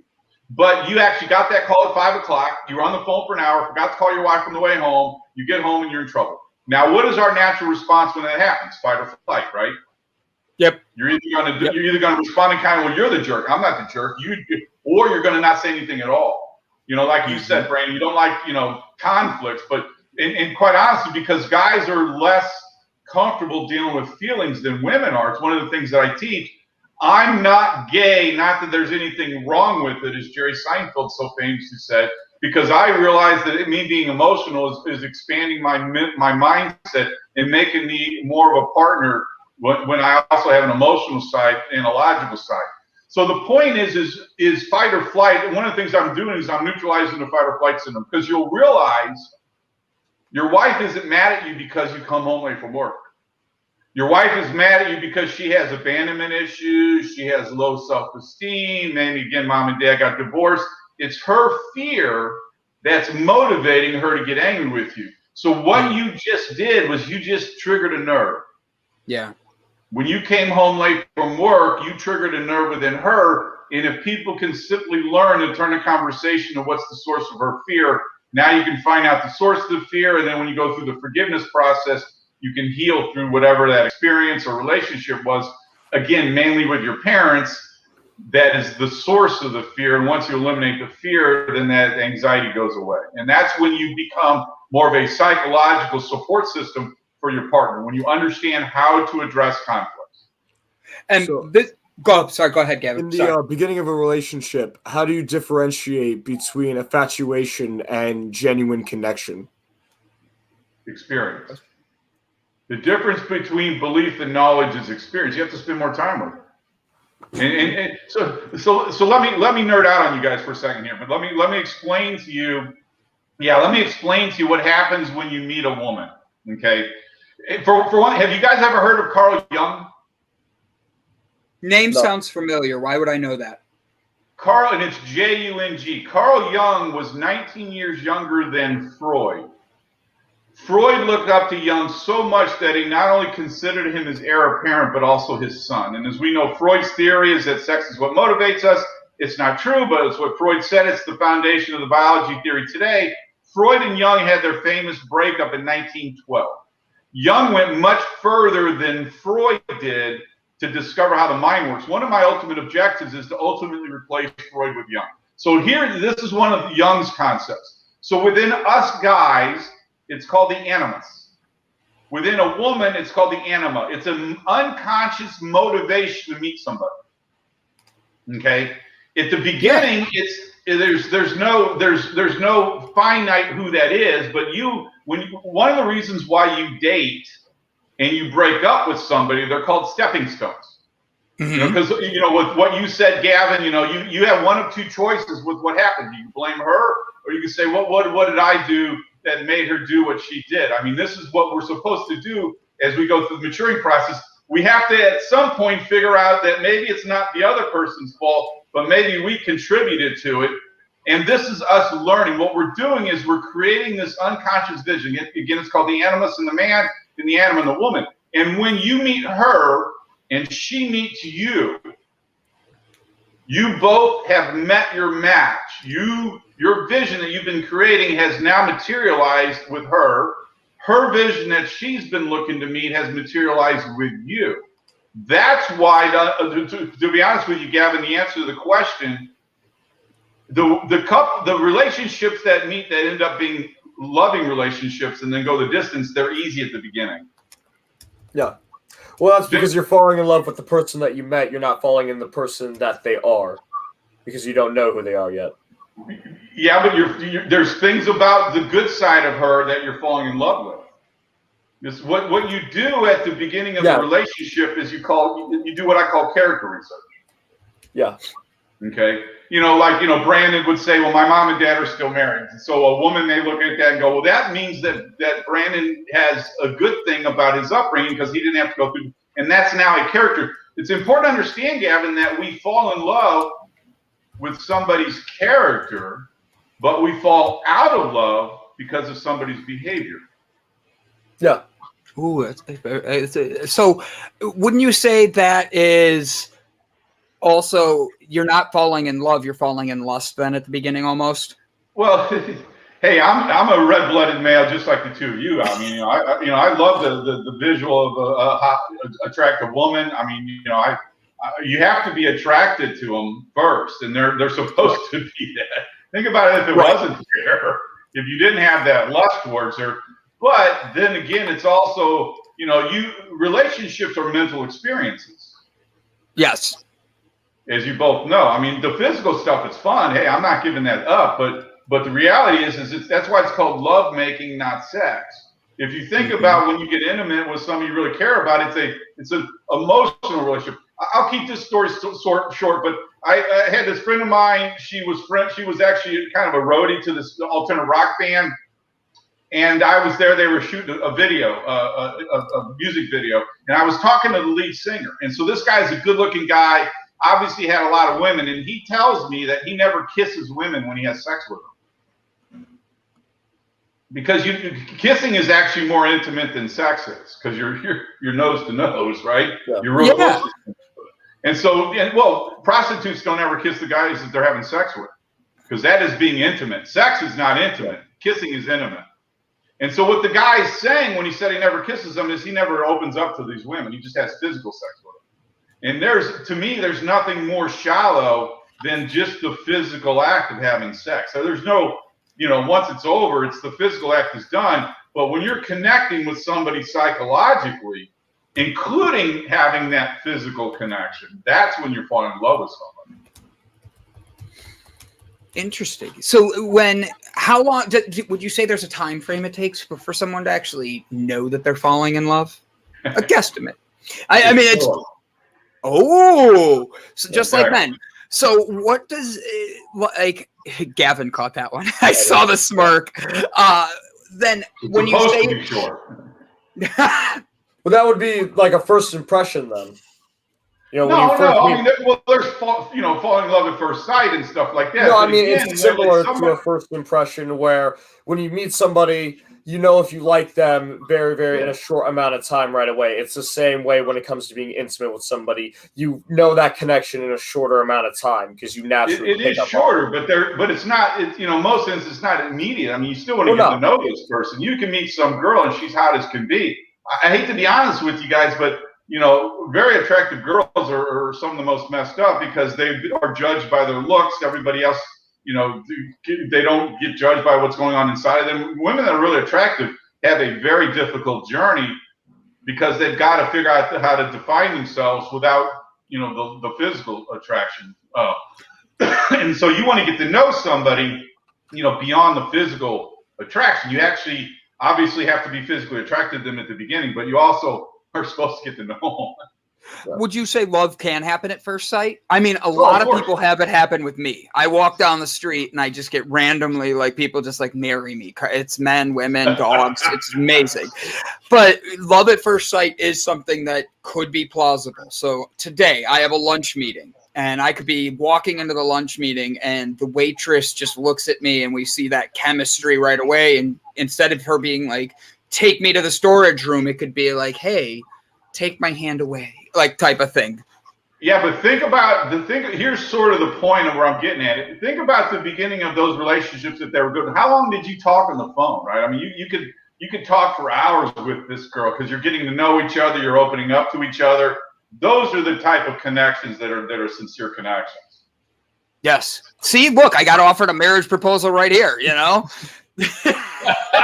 How would you say from Brad? Maybe not the kind of proposal you're exactly. I mean, they call us BB. Go ahead, Gavin. How would you say ignorance is bliss plays into relationships? The factor of how intelligent a person is versus how happy a person is in a relationship. Well, what's interesting about it, and Brandon or wanting to mention, the dating apps or whatever. It's so funny everybody describes what they're looking for. Somebody's nice, somebody's intelligent, somebody's ambitious. I mean, the character traits that we're looking for, are pretty generic across the board on what we want in somebody. But somebody who's attractive, somebody who's intelligent, somebody who's happy. I would say somebody's happy with them because you really have to be happy with yourself first. Yeah. In order to really be happy in a relationship. And so to me, it's going to, but there's a maturing process that you have to go through in order to really be happy with yourself. Is this, you're laughing. Jessica Dugas just chimed back in and she said, my husband and Brandon are actually actively trying to marry each other.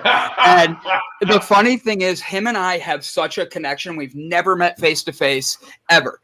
It's always been digital, but him and I have this. He's catfishing you. Oh man, Jessica Dugas' husband's catfishing me. What does that make her? So I literally have made jokes to her when her husband's at work and we're working because her and I do a lot of work together. And then all of a sudden he comes home and she's filling him in and he makes the exact same joke I did. And it's we just crack each other up because it's this randomness of just him and I's humor hits the same way. So what was the thing that pushed you into, I have not read your book, and that's just me being 100% honest. I have your book here on Amazon for everybody to see, but what pushed you to writing a book about this and finding the quest for the happy marriage? There you go. If you're having problems in your marriage, Do you think that the thing you're supposed to be doing is going and getting help from professionals? So I feel that's a combination question, because as someone who I went to marriage counseling and absolutely despised it. It felt like it was two people against one.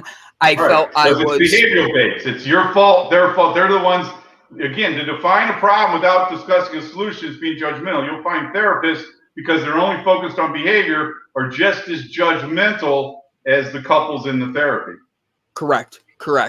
And I think that it's one of those things where, like, for me, if you could get through all right, so Tim, you and I want this new computer, all right, in business, since we're using this analogy. Oh, by the way, everybody, don't forget to go check out Tim's book. It's on Amazon, links right there for everybody. Boop, don't want to not forget to promote you, buddy. But we want this computer. And instead of us like yelling and wanting to kill one another and be like, it's $5,000, you effing idiot, and stuff like that. If you and I sit through it and we're able to have a conversation and you show me and I show you exactly where it is, and there's no emotion. It's literally this conversation we're having here. My mom the other day, just a good example, she was trying to make a point on something, but she chose her words that were like daggers. And it wasn't making anything easier in the conversation. It was focused on making sure I understood where she was getting her jabs and her stabs in. And I told her, I go, Mom, did you grow up in like the jail? Because you shank people all the time. Good Lord. My dad did the same thing you did. And I'm like, but the words that we choose behind the emotion is now you're judging what that person's trying to say with their condescending tone or whatever, and figure it out. How do you balance that without getting too emotional behind it, especially as men? You have to understand that arguments are control mechanisms. Mm-hmm. Your mom was not trying to figure out the solution that both of you understood. Your mom was trying to force her belief onto you. That's why she was digging at you whenever you weren't, responding the way she wanted you to. So that's what I mean. To argue with a person who's abandoned the use of reason is like administering medicine to the dead. Once she's sticking those daggers in you, once she's trying to slice and dice you in an effort to try and force her belief onto you, that's the end of the conversation, because you can't solve an argument. Again, because what you were doing, Brandon, you're saying, you raised in jail, you were bringing the conversation back logical. She was digging at you, and she was, hitting on your weak spots or nerves or whatever. And what you were doing is you were responding. Now, bear in mind, women are more emotional, men are more logical in the generic sense. And when it comes to a day-to-day relationship, it's understanding the emotional and the logical side. But you can discuss emotions logically. I feel this way when you do this. I feel this makes me feel this way, as opposed to using your arguments to control the dialogue. But arguments are control mechanisms. That's what they're doing. What we're doing is we're neutralizing the power drive. Where there are no distinctions, there can be no superiority. Perfect equality affords no temptation for abuse and control. If your mom was actually trying to get you to understand her side, she would have stayed logical, even though she's can discuss the emotions if she's trying to explain something emotionally. But it's also important to understand that logic and emotions are two different things. But you still discuss your logic and you discuss your emotions logically. But once you abandon the logic, once you abandon the use of reason, it's like administering medicine to the dead. You can't solve that problem, because as you realize, as you reflect on the conversation with your mom, it wasn't a matter of trying to figure out what is the point that's trying to get across here. It was a matter of your mom trying to force her belief onto you. And that's the other thing I was going to say is, what if they don't know what their belief is? They're just fighting to fight at times, because you're talking, my mom and I have, 38 years of me growing up from a child to where I am today. And there's things that I can do that would trigger her back when I was a kid that maybe were triggers back for her dad. And I think that that's also part of it, is knowing when you're in those cycles and being able to break those. That is a really tough thing for a lot of people. And words are very careful. I say it a lot. Like, when you choose certain words, are you choosing it to keep the conversation going, or are you choosing it to get that dagger in there. Cause like my mom's daggers are great. And I learned how to choose words very carefully to make people break down. And when fights, or disputes, you should not be focusing on the emotions behind it. You should be connecting through each other on what's going to get the best outcome. At least that's my opinion. Well, let me give you a very poignant response to that. Perfect. I'm all about you. This one's going to cut. This one's going to be. This is going to be a sharp one. The difference between somebody who is intelligent and somebody who is ignorant is one of them knows they're ignorant. Think about that for a second. It's the person that thinks they know everything who's the most ignorant person in the room. It's the person that realizes that they don't know everything is the one that's the most intelligent one in the room. It's a counterintuitive thought process. When you think you know everything, you're the most ignorant person in the room. But if you can open your eyes up to realizing maybe I don't know everything, then you're more opening up to learning. Again, you and I are talking about this computer. There's obviously a solution that's not going to be zero and it's not going to be $5,000. So you and I both have to think differently. You have to think why you can't have a $5,000 computer, and I have to think why you can't not have a computer at all. So when we figure out to compromise with the solution, both of us have had to look at our situation differently. We both have had to think outside the box and had to think differently than we thought of coming into the dialogue. Correct. And with that being there, your analogy you used at the beginning was the family, like you just get home from work and you didn't call the wife and da-da-da-da. With that, there's all that extra energy of the emotions from work and everything else. You have to be able to know when you walk in the door, it's like you have to take it off and just leave it there and know that it's a totally different thing. And I think that's something that a lot of us as men have a hard time letting go of, because we still come home and I'm just like, let me have a half hour to reset myself. Well, and that's actually a good piece of advice that I give people is let their, don't walk in and automatically the kids did this, you got to go do this, they got to go do this. It just gives some sort of little period of time while you get home to be able to transition to a different mindset, because the home mindset's different than the work mindset. Exactly. There needs to be a little time before the conversation starts when you get home. But these are little things to learn to really help with the marriage. So really quick, how long has your book been out for? Well, the book's been out for a while, but to be honest with you, I don't really sell the book. The book is part of my workshop. I have a 2-month weekly workshop, because the book is, you've got the Amazon, you can see some of the reviews there. The book is too complicated for most people to read on their own and be able to understand the concepts. Like when I get into the Carl Jung stuff, it's very deep, and I'm there to explain the point he's trying to make when he talks about he discovered himself at 12 years old. Carl Jung discovered himself at 12 years old. Most of us never figure out why we're on this planet. And so you have to explain what it means. Again, Gavin, why are you here? Brandon, why are you here? Tim, why am I here?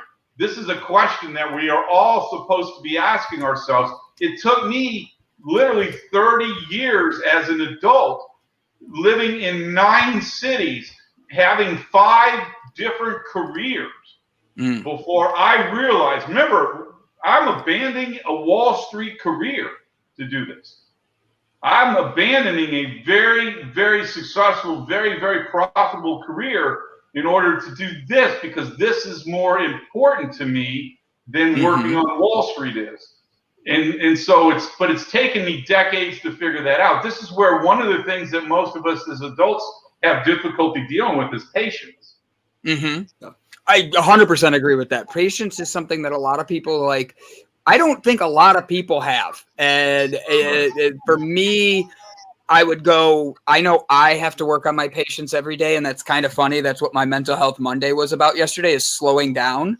I talked about how, I use the analogy of how my reputation is I go 100 miles an hour at all times, and how if I was a car, I would be broken down. I'd be out of gas, out of money, and completely destroyed on the side of the road if I didn't take care of myself properly. That's self-love and all that. Go ahead. But a balanced ego is not when you're better than anybody else. A balanced ego is when you're better than you used to be. And what that does when you learn that, what it does when you learn what it means to be balanced, is it means that you're the only one who defines who you are. This is why you've got to go through the release of those negative relationships from your upbringing, again, mainly with your parents. When you go through and let go and disconnect from those negative emotions, you are no longer having your parents define who you are from your upbringing. And that's the first experience of now you're on your own. And this is what we all know this, Brandon. I mean, we're the three of us are adults now. We know that, you guys, I'm not trying to upset you, and I really won't do anything to try to upset you. But if you get mad at me, you don't define me. So go ahead and get mad at me, but it's not going to affect me. I'm the only one, because it requires you living morally, though. Once you do something you're not supposed to be doing, I mean, Gavin, and I'm joking, Gavin, you're out cheating on her and she breaks up with you. I mean, that's a problem. But if you're doing the right thing, then you're the one that defines you. And that's one of the ways that you can learn to be patient, because I don't need anybody else's, definition of who I am any longer. It's me. I'm the only one that defines who I am. So what my question was, because I asked one question, how long it's been out? You talked about the program, which I did not know about, so it's great you mentioned that. How have you seen that affect the friends and family around you, but then your life specifically as well, and the relationships that you've had after doing this research and this program and putting out this information? Well, personally, I've practiced what I preach. It's been awesome. But I will tell you, professionally, what's going on with me right now.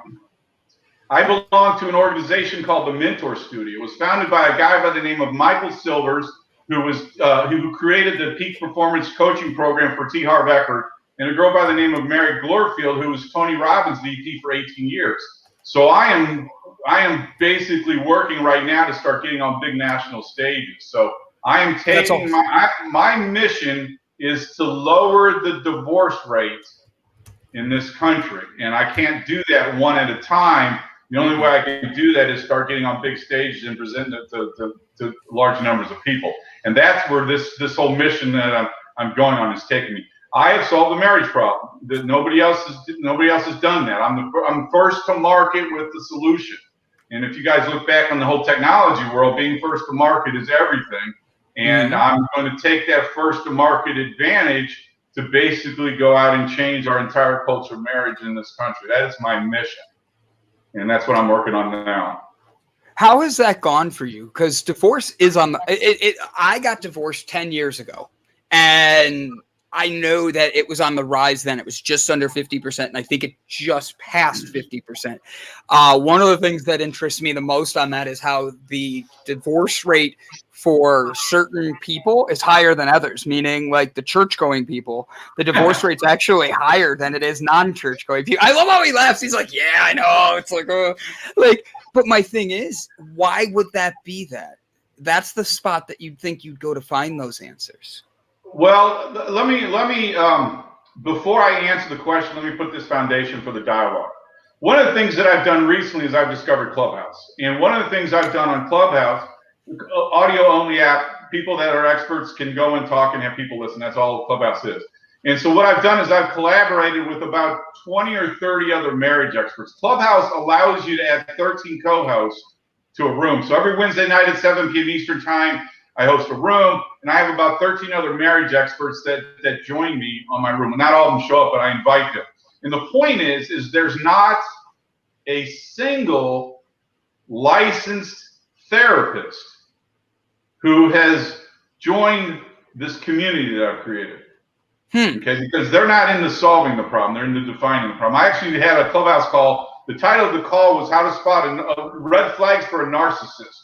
And this licensed therapist spent an hour talking about the character traits of a narcissist, even giving an exit strategy for leaving that person. Never once, not a single comment on what was the cause of the person being narcissistic or what to do about to solve the problem. That is not the way that therapists think. But I will tell you that most of the other people that I've collaborated with on Clubhouse have a have a biblical background. Okay, so in fact, because one of the problems, to be honest with you, again, the issue is control. We used to be in charge. If we were married before the 60s, there was no divorce because you and I are in charge. Our wives were subordinate to us. We were responsible for the finances. We were responsible for making decisions. We were responsible for logic. The woman was emotional. She was responsible for raising the kids. She was responsible for the environment in the home. That was the definition of a patriarchy marriage that existed until the education and employment of women. So now it's control. That's what this is. It's a control issue. So what we're doing is we're trying to figure out how to neutralize the power drive, but that's not been clarified for couples yet to figure out how to do that. So that's in essence what I'm doing is I'm neutralizing the power drive. But it's control, and we all know that. One or both is trying to control the outcome of the relationship. So once you figure out, it's a partnership. It's a partnership. It's a 50-50 partnership where both have an equal say, but recognize that a partnership is you have your skill sets and your partner has his or her skill sets. Well, that's one of the biggest problems is people think they want their partner to be just like them. You do not want your partner to be just like you. That's boring. You actually appreciate those differences of your partner because that's what makes us unique, is those individuals. So how long have you and your wife been together, and then how did she help you along with the journey and the book writing, if at all? Well, I will. She's asked me not to talk about her, so I don't really talk about it. It's one of the things you'll recognize is that I don't really talk about where this is going. I'm keeping that part separate. Because bear in mind, if I were to come out here and say, I'm happily married, life is perfect, what is the value in that? The value isn't my successful relationship. The value is the relationship that wasn't successful, because that's where I learned all the lessons. So it's those experiences that I had with a relationship that didn't work out that led me to doing this. So I was just curious, you have been, would you get married again? That's my question I have to ask, just because being someone who's divorced, I get asked that a lot. Would you get remarried? And the reality is you are going to have this motivation to meet a woman. Whether you repress that motivation is your choice. And a lot of people, as they get older and go through the painful experiences of a breakup, start shutting down the ability to open up, and it's really sad. When I say I've solved the marriage problem, when I'm having that conversation one-on-one with people, about 75% of the time, the response back is don't get married. And when somebody says, when I say I've solved the marriage problem, and they immediately jump back, don't get married, they're saying everything about themselves. They're saying that their mindset on marriages right now is so fearful that they're not going to open themselves up. Because what you'll find happening, Brandon, is you'll go meet a girl that may be somebody that you're interested in, but you'll realize that you're going to be, do I really want to open up to her? Do I really want to expose myself? And once you stop continuing down that journey of exposing yourself, then you basically, the way I describe courting, if you guys remember the teeter-totters when we were kids. Okay? Oh, yeah. And remember when you used to try and figure out how to sit on the teeter-totter where both of you were able to balance the teeter-totter? So you were able to sit there and you didn't do this, you just sat there? That's courting. And so what you're doing is you're walking down, both of you slowly walking down that teeter-totter, and if one goes too fast, you're going to imbalance the teeter-totter, and then the other one's going to go backwards. So you guys got to continue down that journey on the teeter-totter, keeping that teeter-totter balanced where both of you go at sort of similar speeds. And if once you stop that, then the other person's going to do this. They're going to read that. We're very intuitive on the way that somebody we're interested in is responding, whether they're continue to open up or not. So if you are going to become fearful of a new girl that you meet, you're going to refrain from walking down that teeter-totter. Yeah. So how long did it take you to be comfortable enough with your wife where you started to open up with her to the point where you said, this is the person I want to be with? And was there a moment when you decided, yes, this is who I want to be with, and you decided I'm going to start getting ready to propose? Well, what's interesting about that question, Gavin, is I'm an engineer. I'm taught to solve problems, and it has to do with development. And one of the things you learn when you understand what I'm talking about is the concept of mental development. My biography won't be finished until my obituary, and only God knows my real name. I have focused on this subject for 20 years, and I'm becoming more and more comfortable with who I am and what I'm looking for. Exactly. So when she came in mind, it was easy to see that what she had and what I was looking for, that kind of stuff. It's easy when you know what you're looking for, but that is the point.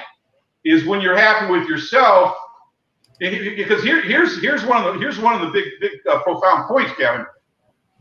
If you want somebody who's nice, you have to be nice.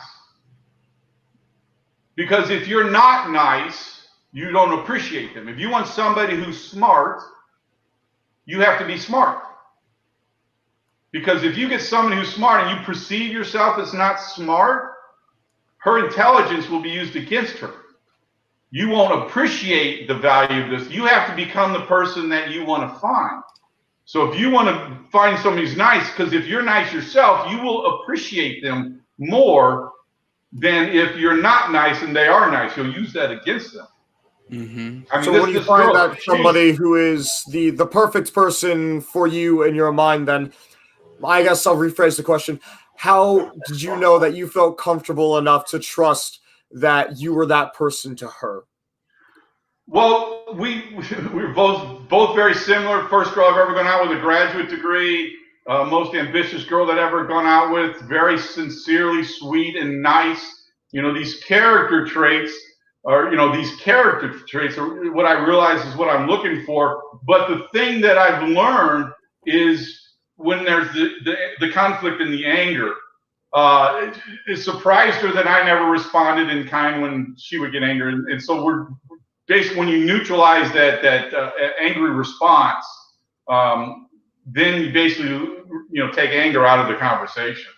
And that's one of the things that I realized is that relationships are managed by the lowest common denominator. And what I mean by that is the person with the biggest insecurity is the one that yells the loudest, and that's usually the direction that's dictated in the relationship.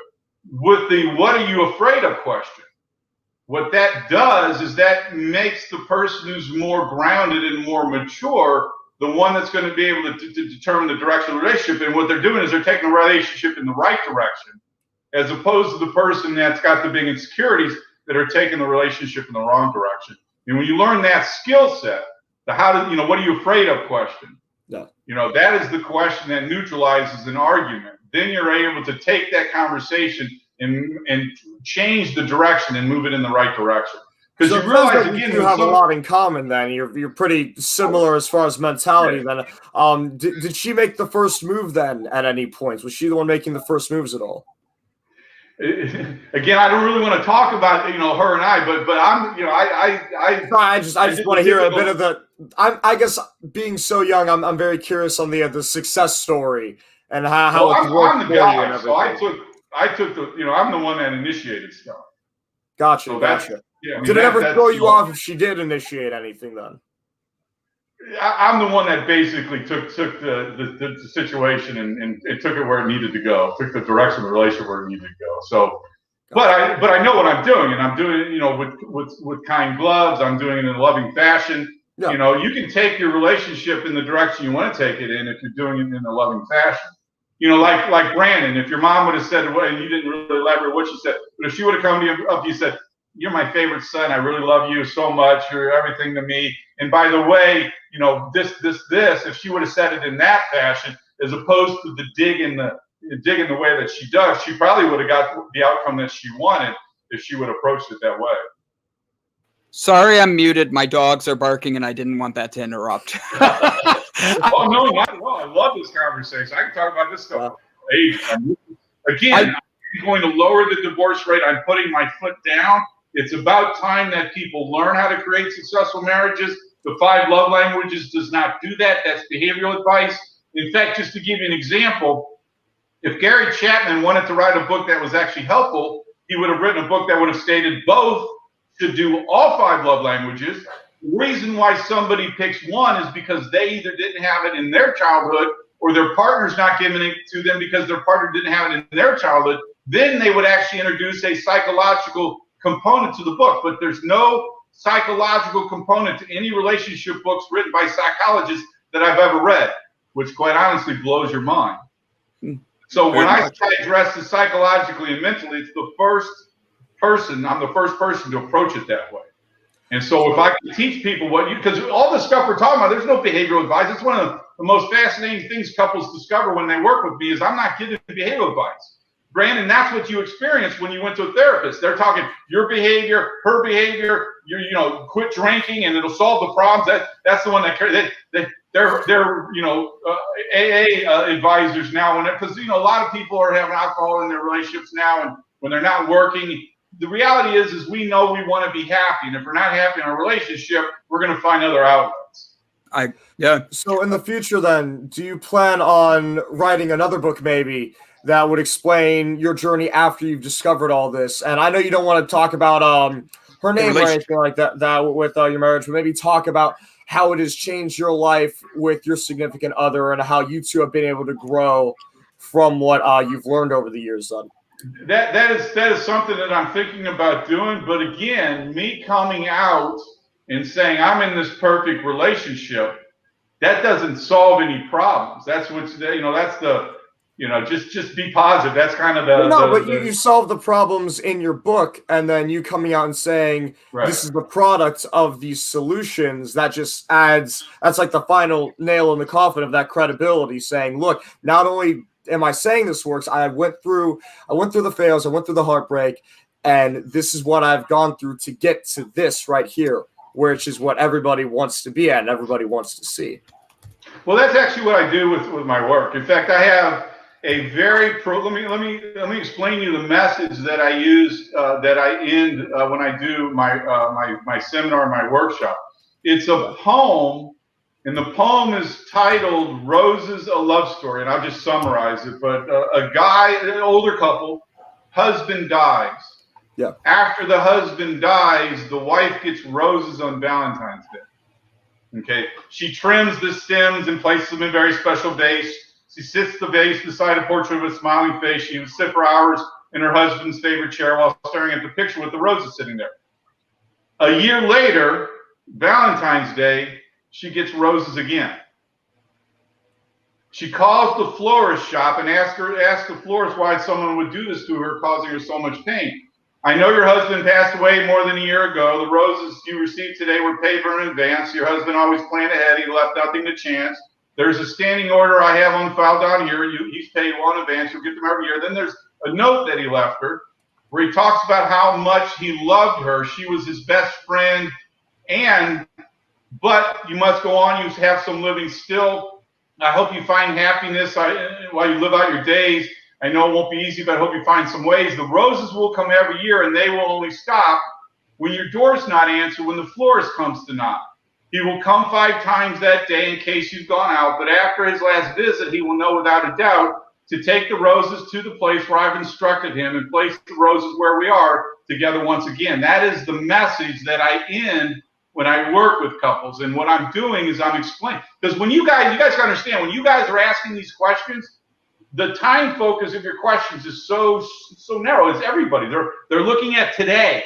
They're looking at what does this mean to me today? Do you realize that, we are probably, you guys probably have 2 or 3 new careers in 2 or 3 different, you guys don't know where your journey is, you don't know where you're going to be 5 years from now. I can tell you probably be different in 5 years from now than you are today. And that's why people lose sight of the long-term journey that they're on together. And what I'm doing is I'm conveying to couples this lifelong mission. So when I say I teach couples how to create lifelong marriages, that's what I mean.